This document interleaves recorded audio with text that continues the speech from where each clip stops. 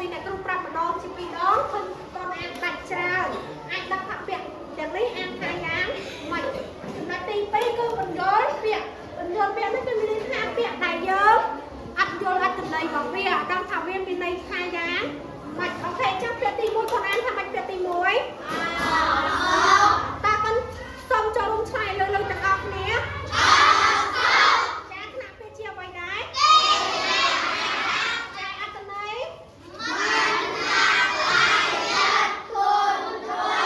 ចាអញ្ចឹងពាក្យអក្សរមានន័យថាមិនស្អាតចាចុះពាក្យទី2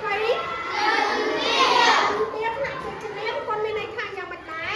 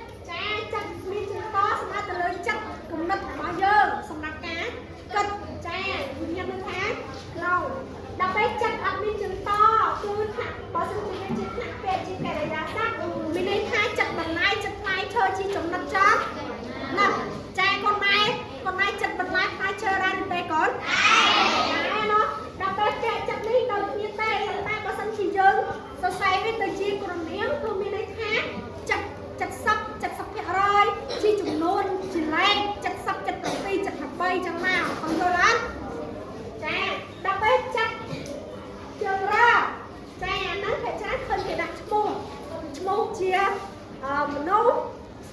ឈ្មោះជាទីកន្លែងចាដែលមានសត្វឈ្មោះចិត្តđó